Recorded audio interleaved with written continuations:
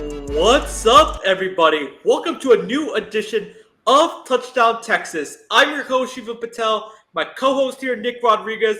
What a time it is to be a Longhorn. Softball is in the softball regionals. Baseball is about to get to the postseason. Spring practice has finished up. But Nick, how are you doing, man? I'm doing well, man. I'm excited to talk some football today. Definitely. So be sure to follow us on our social media channels at touchdown_Texas.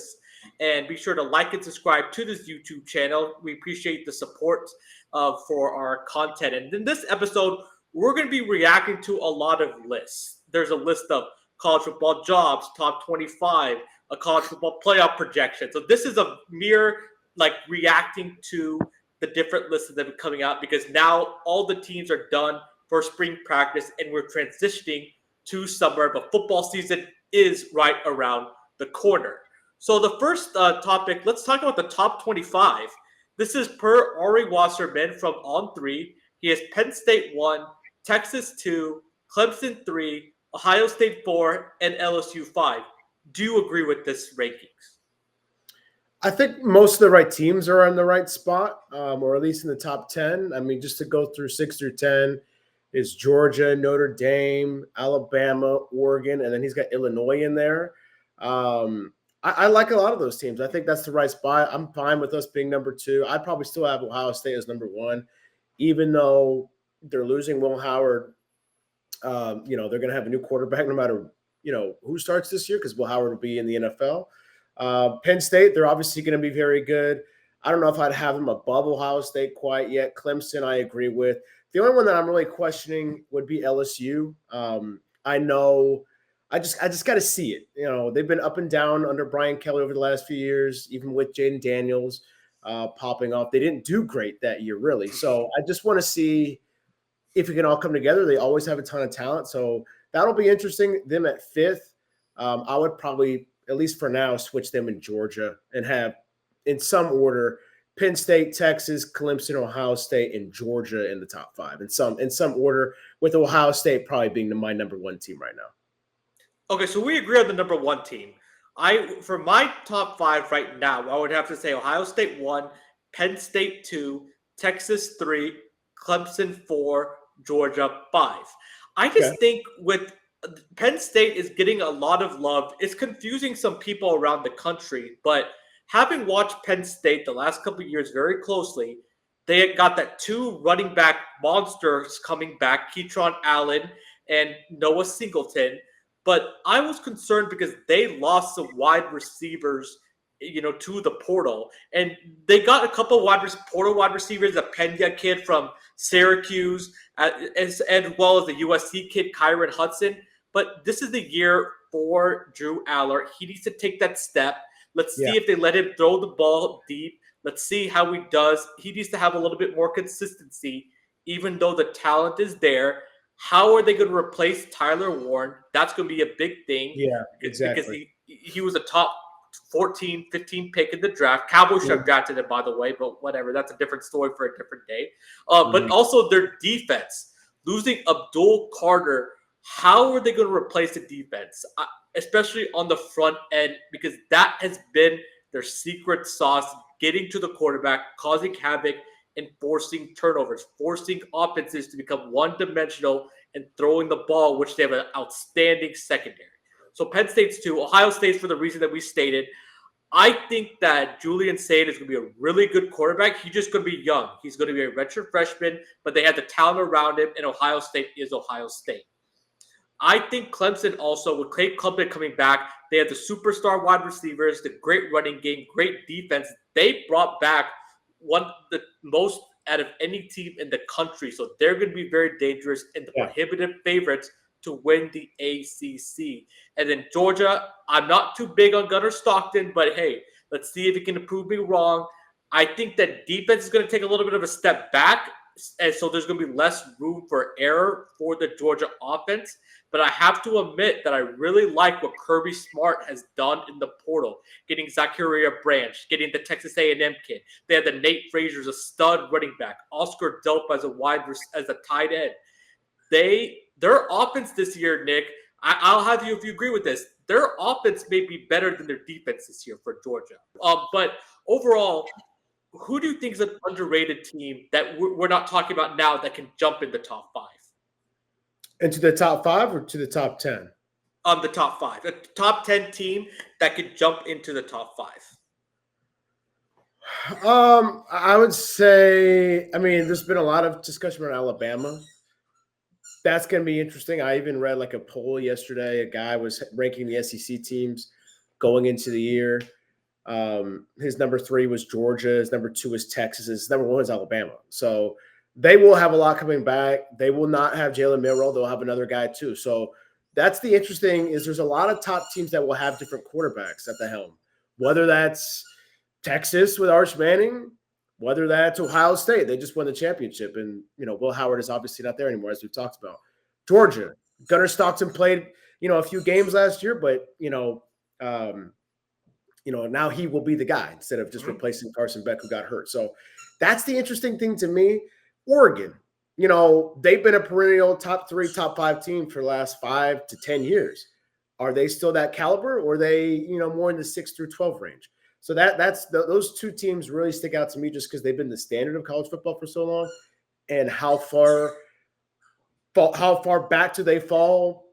Do they climb up? And this is just one guy's projection. This is not even a official ranking. Yeah. So those guys can be even higher, really, or lower. So those teams, are interesting to me, especially Alabama. Like, what are they going to look like in year 2 under DeBoer? So that'll be interesting for sure. You hit on my team. I'm going to Oregon Ducks. They have Dante Moore, who started his career at UCLA. They they threw him into the fire as a true freshman. He struggled last year as a sophomore. He got a redshirt year. Let's see how he looks. They got the running game. They have the wide receivers. Evan Stewart, Texas fans know him very well. Once committed to Texas, he is there. I like their defense. Let's see the Oregon Ducks if they can make some noise in the Big Ten and they can challenge Ohio State or Penn State. Okay, so now moving on to the next topic. So the 2026 mock draft came out, and they ranked Arch Manning the number 1 pick in the draft. Also, shout out to Anthony Hill at number 3. So my first question I want to ask you is, right now on May 13th, do you think Arch Manning will declare for the draft? No, and for one reason, I think that's just been what they've been saying for years, is that Arch is going to play or be at school for multiple years. It's also something that the Manning family does. Peyton and Eli were both in school for a long time. And this is Arch's first full year starting. Even if he balls out, it's just not the Manning way. I think he'll end up coming back for 2 years and come out in that 2027 draft. But yes, I've seen this everywhere where, the Saints quarterback room is in question. He's from New Orleans, so the Saints are going to be great, and they'll end up picking Arch number 1 overall. I mean, who knows? I mean, sure. I mean, we win the national championship. He wins the Heisman. There's a lot of ifs there. You get a chance to get drafted by your hometown team. I mean, sure, why not? But I think, if I had a bet, he'll be the starter for more than 1 year. And he still might have a chance to go to the Saints or, whoever. But I think just knowing the Manning family, they're just going to, not that I know them, but knowing what their history, I should say, they're going to want to play more than 1 season at Texas as a starter.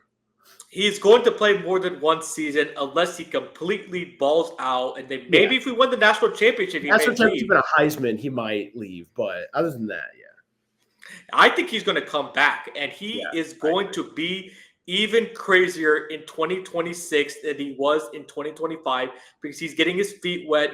He's getting used to being the starter in college football. But once he gets ready, he is going to hit the ground running and be ready to perform and exceed expectations. I am so excited about Arch Manning. His era has finally begun, and I think Texas football is going to another level. Also because Sark recruited all the skill position players around him with the offensive line, the wide receivers, the running back. We just have a more complete team now than we had even when we had Quinn Ewers. So Arch Manning, I just don't see him rushing because The same stat that Quinn Ewers talked about was players that have 25 starts in college have a higher propensity to have success in the NFL rather than just one and done Oh starts. yeah. Look, there's some examples. Oh Mitchell yeah. Trubisky, Anthony Richardson, those Trey guys, Lance. Trey Lance, right? So the Mannings are playing this for the long run.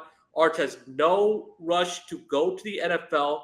He even admitted that even if he wasn't playing football, if he was just a regular college student, he would have wanted to go to the University of Texas. He said he even has a lot of friends outside of football, and he loves the city of Austin. As me and Nick know, you're only in college one time in your life. You have to enjoy it.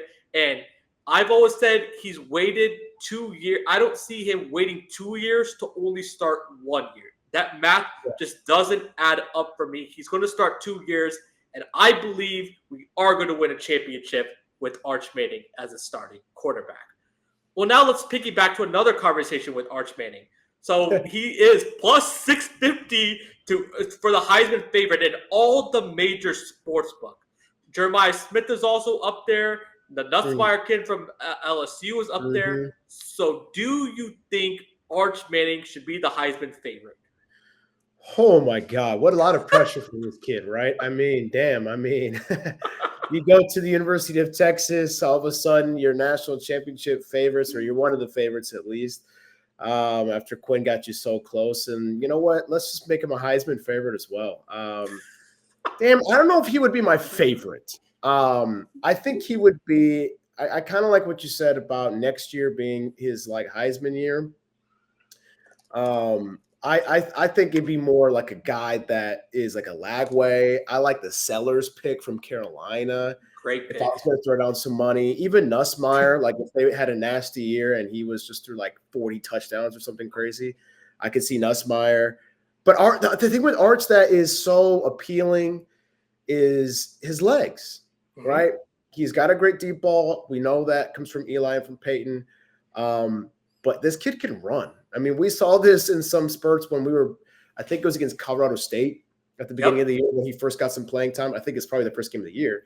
And, you know, he has some wheels. And so, I mean, and then we talked about throughout the year. So even against A&M, you know, first time he touches the ball, he scores on that little running option play. And, you know, so that's the part that gets you like really excited. I'm going to say, would he be my Heisman pick? Damn, it's tough. I would say no. I would go like Lenore Sellers from South Carolina. I think that would be my sexy pick because another guy with legs, another guy that can ball out, another guy who, unlike Arch, is playing at South Carolina, they're always been kind of the underdog, but now they're starting to get some momentum. Are they the best team in South Carolina? Maybe. It's a toss-up. Maybe they beat him last year. So I don't know. Cade Klubnik would also be in that conversation for me as well, but he's definitely in the conversation. He would be a little lower on my list as far as a pick in May, but who knows? Maybe he turns it up in October and he might be in the race, but that would be freaking awesome. It's been, I mean, God, when was the last Heisman we had? Vince Young, I think. He didn't win though. Oh, he didn't win. Oh, wow. Yeah, I don't know. Yeah, it might be Ricky. That's a minute. So I mean, Ricky's not even. I mean, that's. Yeah, it is Ricky. Yeah, exactly. So that, I mean, him in the conversation would be insane. Would be amazing. So Ricky Williams, 1998. God dang, 1998. Was Arch even born yet? I don't think so. He was born in 2003. Yeah, no, he wasn't born yet. Oh my God, that's crazy. So I think that Cade Klubnik is going to be the Heisman favorite, and I think he should be the Heisman favorite, and I think he's going to win the Heisman. They have a great team this year with a lot of expectations. He, after going up and down his first 2 years, he turned it around last year. He was awesome, running with his legs, throwing touchdown passes. Cade Klubnik's going to be on a lot of big stages. They got to beat South Carolina because they lost to them last year, but he's going to have the opportunity to make a statement. They play LSU the first game of the season in Clemson against LSU. So we'll know quickly between Nussmeier and Klubnik Exactly. who plays better in that game and Right. who can get the leg up. Again, of course, the first game doesn't determine you win the Heisman, right? But it gets the momentum going. But Arch Manning, if he doesn't win the Heisman this year, I think he can win it in 2026. But we'll see what happens. Texas is due a Heisman. Again, they have not won a Heisman Trophy since Ricky Williams won it in 1988 or 1998, and Arch Manning wasn't even born back then. So now, Greg McElroy, a well-known college football analyst for ESPN, ranks his top 10 quarterbacks for this coming season, 2025.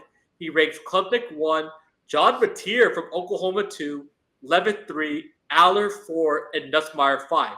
So first of all, react to this list, and did Arch Manning get snubbed? Well, did he say that he wasn't going to have anybody that didn't really start? Is that what his thing was? I mean, he has Lagway. He did. Here. He did say that, yeah. I guess Lagway played more last year, but he did get hurt.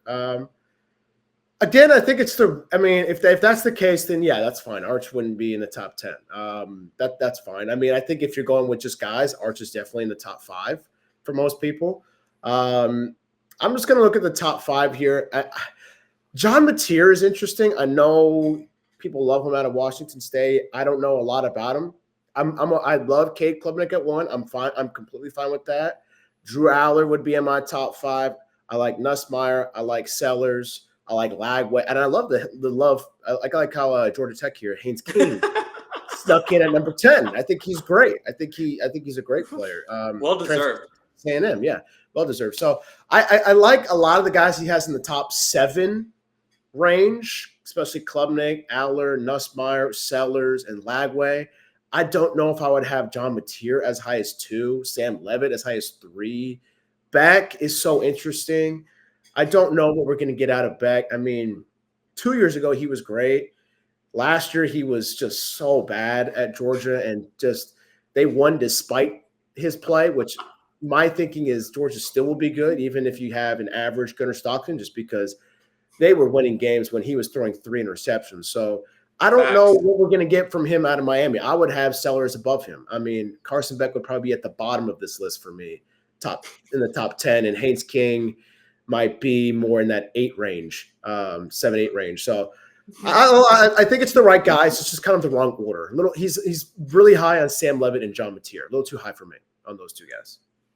John Mateer has to prove it. He was in Washington State. He's a great player. Oklahoma seems like they would have fixed their quarterback situation, but let's see how it translates to the SEC. SEC. Lenore Sellers should be in the top 5. They would have beat LSU if not for a blown call by the referees. He was this close to beating Alabama on the road. And as Nick said earlier, he beat Clemson, who was in the college football playoffs. He is such a dynamic player. He was one of my favorite players to watch this season because he can just run it. He's a big linebacker who runs over people, but he also does a great job of faking like he's going to run. And he has a cannon of an arm. Mm-hmm. South Carolina is a sleeper. Lenore Sellers is a great player for them. He should be in the top 5. I would also take John Mateer out, even though I like his potential. Lagway should be a 6, I think, in front of Carson Beck, because even though he was injured, he just has more upside. Lagway is a true sophomore compared to Carson Beck is a 6-year senior. But Lagway, though, there were some concerns about him coming in and out of this, coming into the spring with this injury situation. Can he stay healthy? And if he does, he is a really good player that's going to make a lot of noise for the Florida Gators. I like the Haynes King pick. I watched some Georgia Tech this year being in Atlanta. I watched the Miami game, the Louisville game, the Duke game, and I like Haynes King. He at times put Georgia Tech on his back, and in situations where he had no business getting rid of the ball, he would always just stand in the pocket and make a play. And he was the engine for the Georgia Tech offense. So I'm very happy that he's on this list. He deserves it. But Nick, what about a quarterback on this list do you think has the best chance that has the best chance to lead his team to a championship? To a championship. Yeah. That would be between Cade Klubnik and Drew Allen, for sure. Those guys have the potential. They have the team. If you ask me who can make a playoff run just to get to the playoffs, maybe even win a game or so, I would say Sellers or Lagway. They're still getting the talent over there to compete at the top of the list. But if you want a guy to just go like, hey, get on my back and I'll take you to the chip, that's going to be Cade Klubnik for me, because he went down swinging against us back in Austin, a few months ago, and we barely beat them. And they're better this year. They are. They're more talented this year. So that could definitely be a team. The only thing that's going to be Clemson's issue is how much are they going to be challenged throughout the regular season, right? Are they going to take their foot off the gas? With the way seeding works, they should get a top 4 seed, probably the top seed, since they're going to rack up a lot of wins. Maybe they beat LSU. That would certainly be, a big win, especially if they end up, let's go through a scenario where LSU is the SEC champs, right? And they beat them. So they're going to get that head-to-head. But that's really their one crack at it, right? They're not playing any other really top-tier teams, as we know of right now. Miami's not going to be the same. North Carolina's not going to be the same. So Cade Klubnik still is going to be the guy for me. They're loaded up there. And then Drew Aller's the other one. He's in a tougher conference in the Big Ten. You get Oregon. You get Ohio State. You got to win some of those games. And like you said before, are they going to give him the opportunity to throw the ball? He made some crucial mistakes against Notre Dame in the semifinals.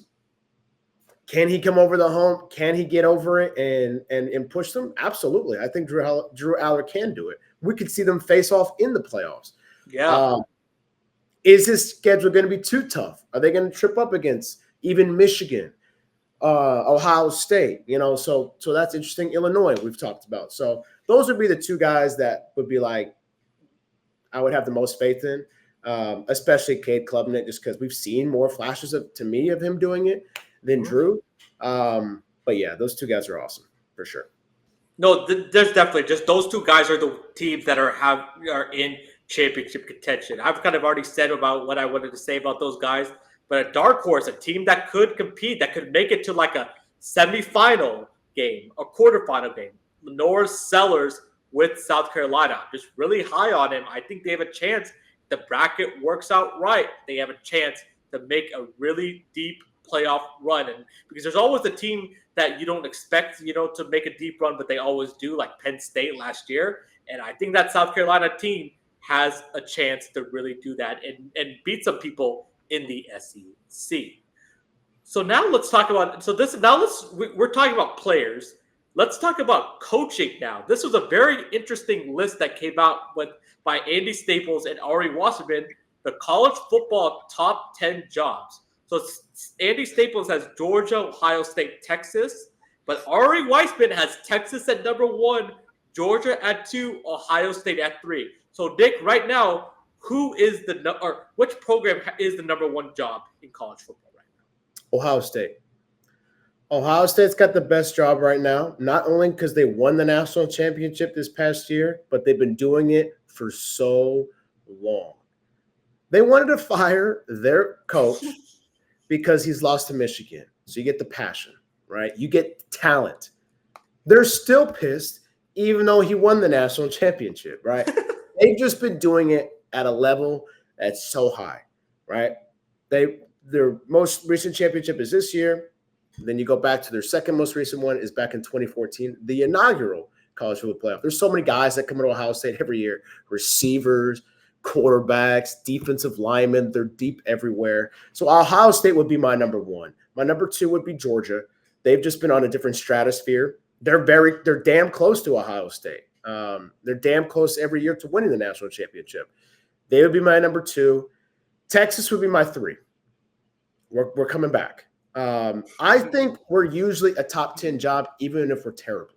That is what makes the difference to me about jobs. Like some jobs like Texas, man, like, do you want that job? Because you might get fired in 3 years if you're not winning enough games. And that's what was happening. But if you are successful, like Sark, the rewards will reap itself. So I would have Texas 3. And then I'm fine with the rest of this list. Oregon, LSU, Notre Dame, Alabama, so much pressure at Alabama. Michigan, Clemson. Is Clemson normally a top 10 job, or is it just a top 10 job because of Dabo? I think it's just a top 10 job because of Dabo. Right. He made it a top 10 job. Yeah. As much as I love Texas, I would actually think Oklahoma would be more of a top 10 job. I know that's kind of like sacrilegious for me to say, but I think it's more the history. They've done it with more than one coach. Not that Clemson hasn't been successful, but Oklahoma's won many, many national championships, many Heisman. So they would be more at the bottom of my list. They'd be like a 10 to 12 range. I have a lot of respect for Oklahoma. But just go for my top three. Ohio State 1, Georgia 2. I think Texas, I think we're at 3 right now. I disagree with you slightly. Of course, I agree that Ohio State is the #1 job. There's no denying it with the resources, the recruiting, they're the flagship university in Ohio. They're blue blood. They have the history. They should be #1. They got the best player in college football right now with Jeremiah Smith, and they have the resources on their staff that makes them such a highly coveted job that's going to be successful. I have Texas at #2. And I have Georgia at #3. I just seen Georgia take a step back. Losing 2 years in a row. They have not made a national championship. Have they made the championship game since they won the championship, Nick? Back to back? No. I just think that Georgia has taken a step back because it's partly because of the off-field issues with all the speeding stuff and the arrests that have been made. Also, they had more of an exodus than you thought from the portal, even though they added some guys. I just think that the Georgia program a little bit is at a crossroads. Are they going to continue to be elite like they were in the past? Or are they going to kind of become a Clemson where they were at the mountaintop and then they take a few years step back and then they come back to the mountaintop? They needed, this year is going to determine the direction of the Georgia football program. I think Texas, I just like the resources that we have. We're athletics, we have the support from our big money donors. We're the city of Austin. The university recruits itself with the history. We've had the #1 recruiting class in the country. I just think that we are our top 2 job. And if we win the championship, we might even eclipse Ohio State. So what do you think about that? Yeah. What do you think about that? Yeah. I agree with that. I mean, my take was kind of like, what have you done for me lately? And I think 5 years ago, it's a nightmare. It's a nightmare. It's really hard. When you have that much pressure to win and you're not, and you're just, you're sputtering, it's tough. But when you do win at Georgia, Ohio State, Texas, LSU, Notre Dame. Notre Dame would probably be 4 for me. That's so iconic. You are like a god, right? You are a god. Mac Brown, Nick Saban, Bear Bryant, the list goes on and on for all these great programs. So I do agree. You win a national championship at Texas, that might mean everything, especially just like it did for Kirby, how Georgia hadn't won in like 40-something years. Yeah. Clark does this. It'll be 20 years this year. Yeah. It would be insane. And it wouldn't be some lucky run, right? This would be like a team that is ready to go for the next 5 years. Yep. So I hear you. We should be in this conversation. If we're arguing about who's better between Georgia, Ohio State, and Texas, yeah, we're doing great. And a national championship is on the horizon. Ohio State was knocking on the door for a long time. Georgia was knocking on the door for a long time before they finally cracked the door, and I think it's finally our turn. But do you agree with me, though, about this is kind of a crossroads for Georgia because they have not had this postseason success that we've seen them have since they won the back-to-back championships. And remember Clemson, Nick, when they won back-to-back championships, they took a step back for like 4 to 5 years, and now they're kind of coming back. Do you think Georgia can take that step like forward, or they'll take a step back like Clemson did if they don't win the national championship this year? I need to see it happen one more year before I'm on that boat with you completely. Like if they falter a little bit this year, because you're right. The way Carson Beck was playing last year, I don't want to do the shoulda, woulda, coulda with us, but they should have lost to us. And I'm not being a negative, person, but they could have lost to Florida. No, it's facts. who was inferior. So like they could have been in more of a dangerous situation. Even Georgia Tech, they got lucky. Yeah.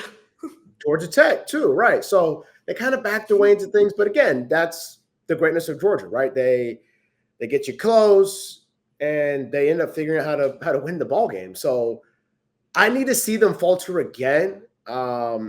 Maybe losing at home. I mean, they still have an unbelievable home record over the last 5 years or something crazy. So that needs to happen. I mean, and I know what you mean. You don't mean fall off as in like, oh gosh, they're not bowl eligible. You just mean, are they as elite as the top of the league? I still say yes. I hear you. Clemson did take a step back, but Clemson's back.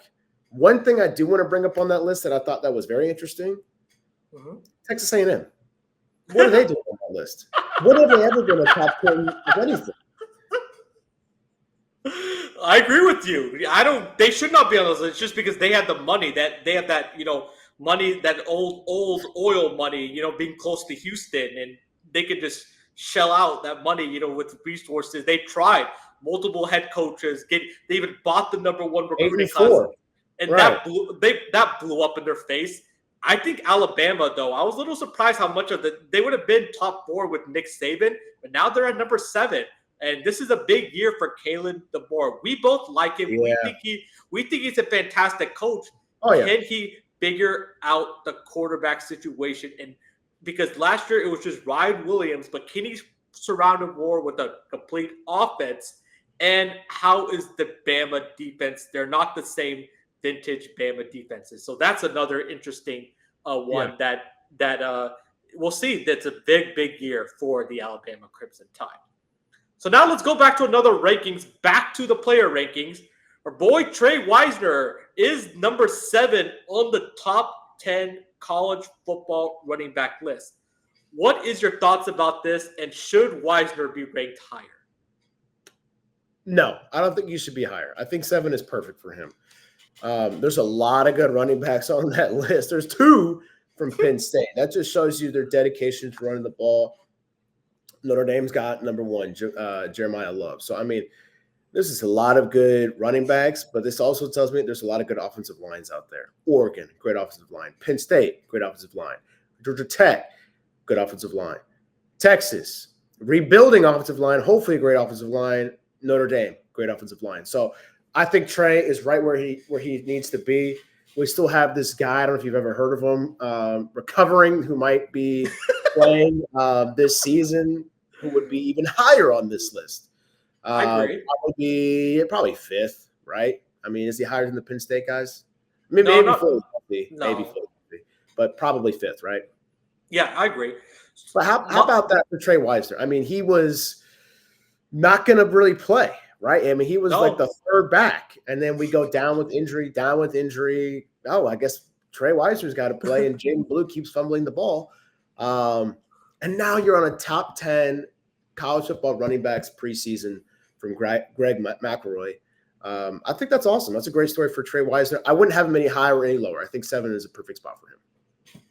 So I disagree with this. So let me talk about my biggest problem with this list. Number 2, Mekhi Hughes. I watched him. He was the Tulane running back. Every time I watched Tulane, he would just be like a bowling ball, just ramming through everybody. But again, Tulane is in a lower conference. I want to see how he translates to a big school like Oregon. So I think he's too high on this list. Jeremiah Love should be 1. 2 should be Allen. 3 should be Singleton. I like Desmond Reed. He had a good game actually last year against Clemson when Pitt he kept the game close for them. Trey Wisner should be 5. I just think that his story is amazing. He was one of the lowest rated recruits coming into Texas from DeSoto, where Jonte Cook came. He was teammates with Jonte Cook in high school. And it looked like Sark's 1,000-yard running back streak was going to be broken. But what does Trey Wisner do? He runs for over 1,000 yards, 1,064, 5 touchdowns. His biggest games were against Texas A&M. He had 186 yards. They could not tackle him. He had 110 yards against Clemson. He had 158 yards against Kentucky. And what about OU? 118 yards. So, Nick, his biggest games came against OU and A&M. He is a big-time player with the bright lights around him. He should be running back 1, but if CJ Baxter is healthy, he might get surpassed. But I'm glad to see that Trey Wisner is getting the love on this list. Also want to give a shout out. Another Georgia Tech player made the list, Jamal Haynes. What a stud he is with Haynes King in the backfield. And Ahmad Hardy, we saw him last year. He's the number 9 player, ULM, Louisiana Monroe. He is at Ole Miss. I think he's going to have a big impact for Ole Miss. So that's another guy to watch. Well, speaking of this, so some big news came a couple weeks ago that Texas landed a portal defensive lineman from Syracuse, Murad Watson. This is a big fish that Sark reeled in. So first, react to this, and how do you think he'll fit with this Texas defense? Well, I think this would be a great move for Texas. I mean, again, you deepen that defensive line room, which lost a lot. And then you're still getting guys who need experience. There's a lot of guys that he's hit in the transfer portal already. But this guy was a monster last year at Syracuse in the ACC, just wrecking things. So this is going to be an awesome move. And we're going to see the best of him. I mean, we open up against Ohio State, so that's already going to be a master for that. But really, it's going to be important towards the end of the season, right? Getting so many guys on the defensive line is going to be huge. Mm-hmm. Right. And this guy is very talented. We already have a talented bunch. They're just young and inexperienced. You throw in a guy who's played some football, not a ton, some football at an elite level. I think it's going to be a great fit. We already got some other guys on the defensive line coming back, or new guys, and it's just going to be a good fit. This was a huge land. He was only a true freshman last year, and don't look at the sack numbers. He only had 1 sack, but he had 33 tackles. If you turn on the Miami game, he was a beast. He created havoc against Georgia Tech when they upset Georgia Tech. He is a great player.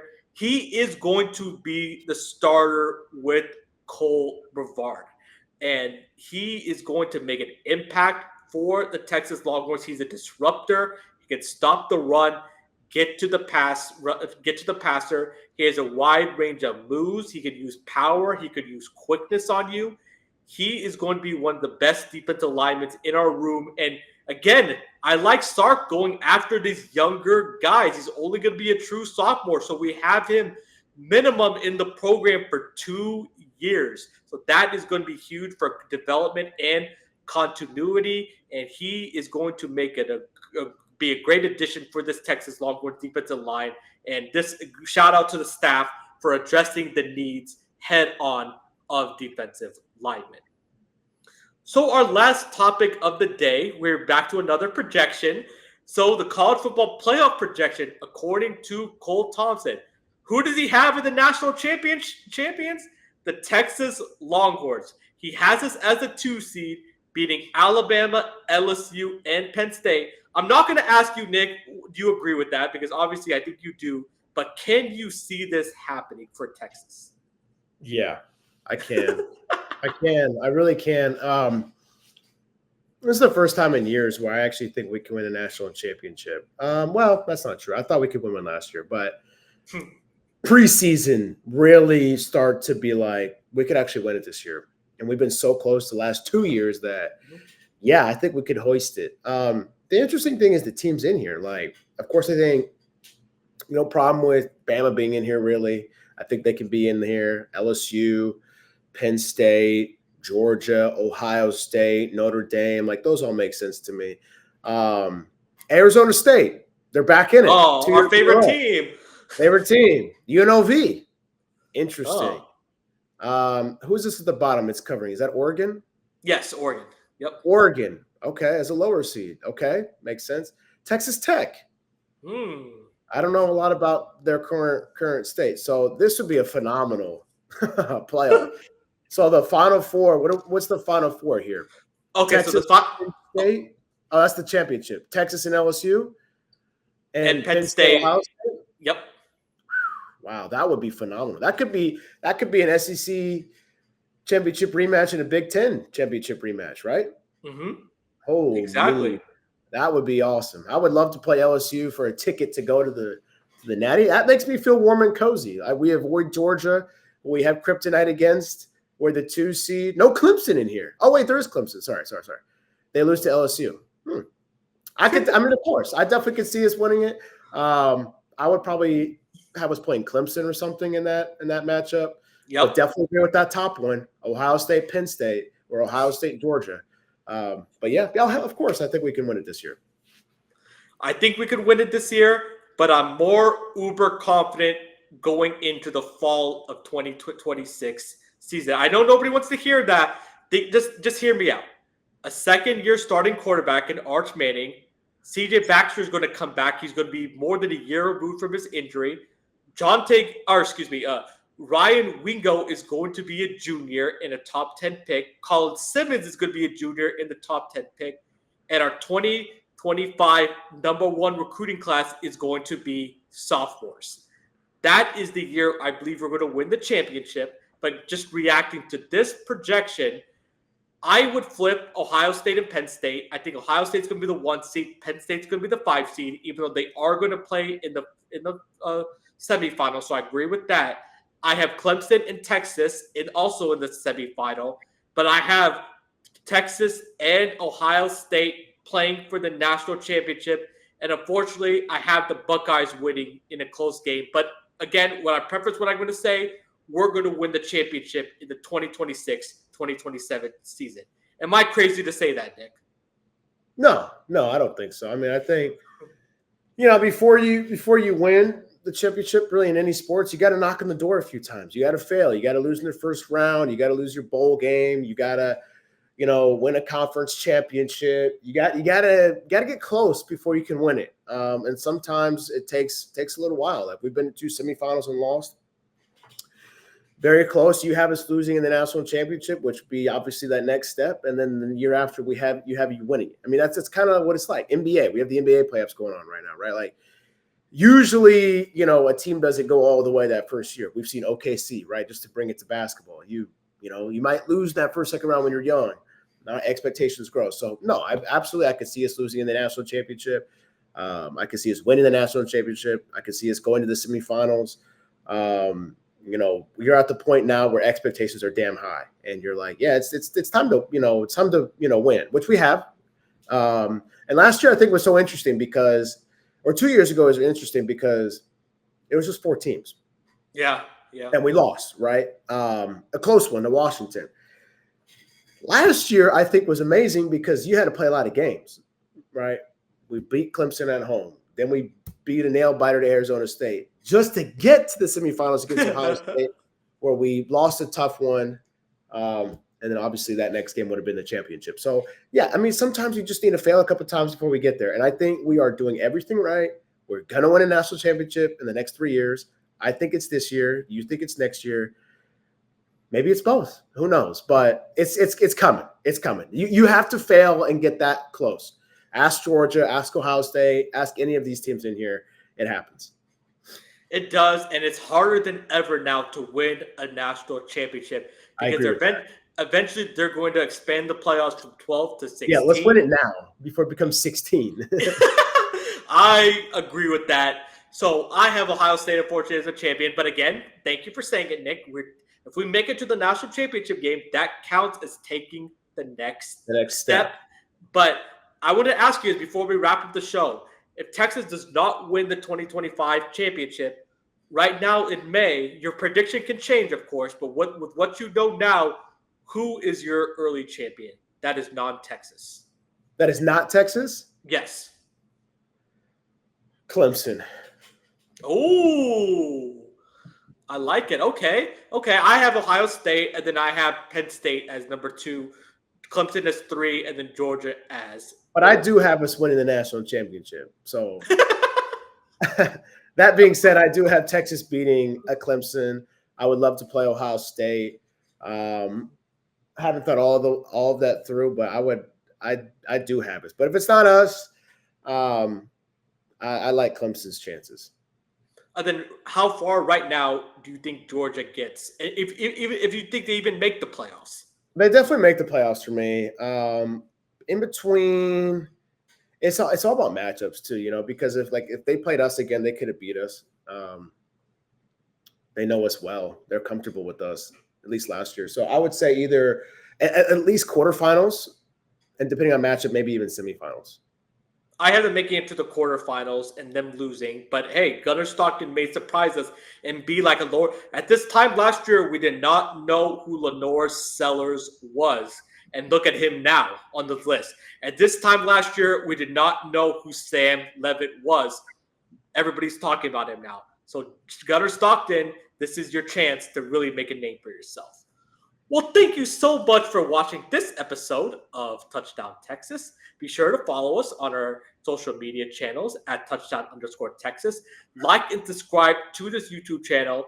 When we post this video, put in the comments, do you agree with all the different lists and projections? We want to hear from you, Texas fans, or even other fans of other teams. Let's have some healthy debate. We're getting closer to the football season as summer is approaching. But until then, we'll see you next time, and hook 'em.